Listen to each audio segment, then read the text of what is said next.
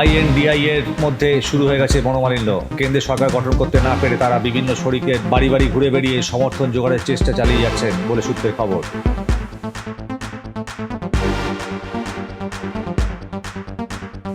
প্রতিবারই বাংলায় জোট করে বামফ্রন্ট হারের সম্মুখীন হচ্ছে। কোথাও বাংলায় বামফ্রন্টের স্বনির্ভরতার অভাব দেখা দিচ্ছে।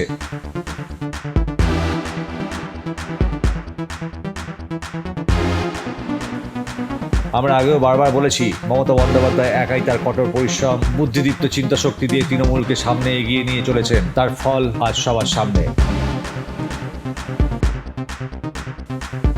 9 জুন সন্ধে 6টার আশপাশে এনডিএ সরকার গরিষ্ঠতা নিয়ে তৃতীয়বারের জন্য কেন্দ্রীয় সরকার গঠন করতে যাচ্ছে, যা ইতিহাসের পাতায় স্বর্ণাক্ষরে লেখা থাকবে। উড়িষ্যায়ও রাজনীতির বদলের সমীকরণ। এখানে দীর্ঘদিনের দল বিজেডি, যারা সরকার চালিয়ে এসেছেন। এখানে আজ বিজেপির ঝড়।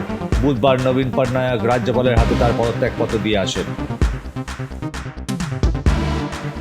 এনডিএর কাছে প্রয়োজন ছিল শুধু সরকার গঠন, তা সে যে কোনো আসন সমঝোতা করেই হোক না কেন। 4-5টা মুখ্য আসন রেখে বাকি যে কোনো আসন শরিকদের দিয়ে দিতে পারে বিজেপি দ্বিধাহীনভাবে।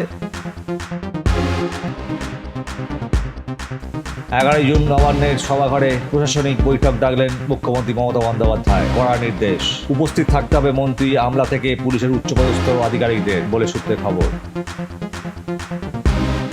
চন্দ্রবাবু নাইডু ও নীতিশ কুমারের মতে নরেন্দ্র মোদী বিকল্প কোনো নেতা হয় না। তারা পূর্ণ সমর্থন দিলেন মোদীকে। শুক্রবার সারাদিন ছিল মোদীময় বলে সূত্রের খবর। যুব ভারতীতে নূতন ইতিহাস লেখা হলো না ভারতীয় ফুটবল টিমের। আক্রমণাত্মক ফুটবল খেলো, গোল এলো না। ড্র করে নিজেদের লড়াইকে কঠিন করে তুলল ভারত। চোখের জলে মাঠ ছাড়লেন ছেত্রী।